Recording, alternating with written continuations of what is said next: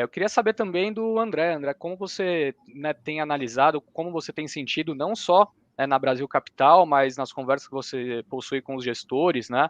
Enfim, essa é a visão de vocês também, que, bom, a condução, de repente, da frente econômica possa ser parecida, mesmo com candidatos que tentam se posicionar de maneira tão diferente?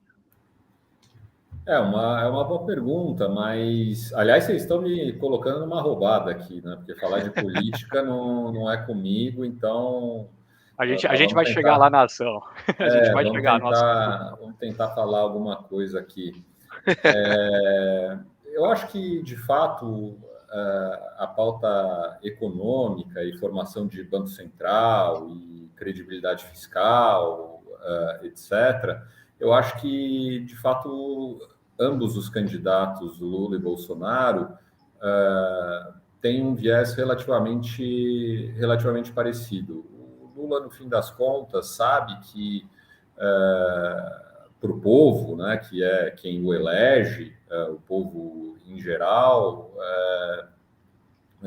assim, uma política fiscal desajustada leva a juros mais altos, leva a inflação mais alta, leva a inflação, que corrói o poder de compra do trabalhador, e leva à recessão. E ele politicamente é muito inteligente. Então, eu não vejo outra alternativa para ele que não seja, de fato, prezar pela mínima credibilidade fiscal e ortodoxia, enfim, uma equipe que é similar à que ele já montou, quer dizer, não é novidade para ninguém o que ele já colocou no Ministério da Fazenda e atrás no Ministério do Planejamento, etc.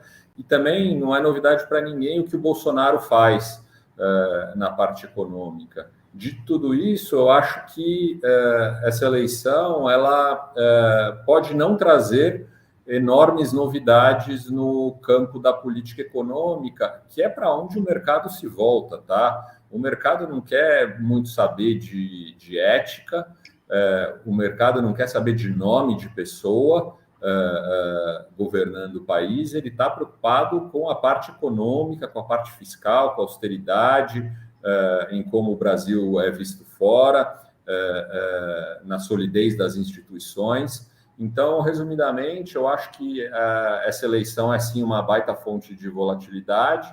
Ao mesmo tempo, os dois principais candidatos até agora, Lula e Bolsonaro, não trazem grandes novidades para o mercado, na minha opinião, simplesmente porque eles já governaram o país.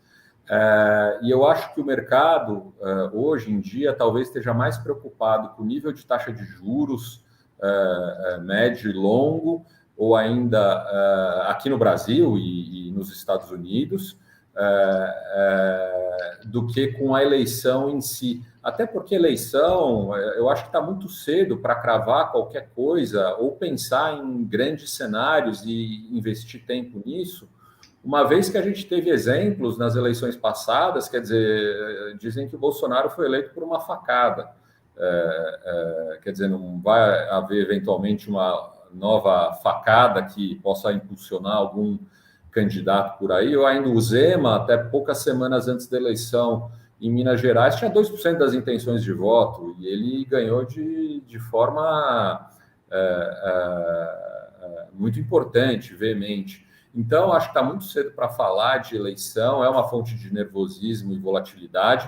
Essa semana a gente tem aí economistas potenciais de Lula, que se autodenominam da potencial equipe econômica do Lula, só nomes tenebrosos, né, começando a brigar para fazer parte dessa potencial equipe. E a gente teve um artigo do Mantega falando um monte de barbaridade, né, sobre o passado do PT e mesmo do Bolsonaro, esquecendo de tudo de ruim que foi feito pela gestão dele, mas enfim, eu acho que está muito cedo para falar e o mercado hoje está olhando muito mais para o nível de taxa de juros estrutural do país, de longo prazo e de médio prazo.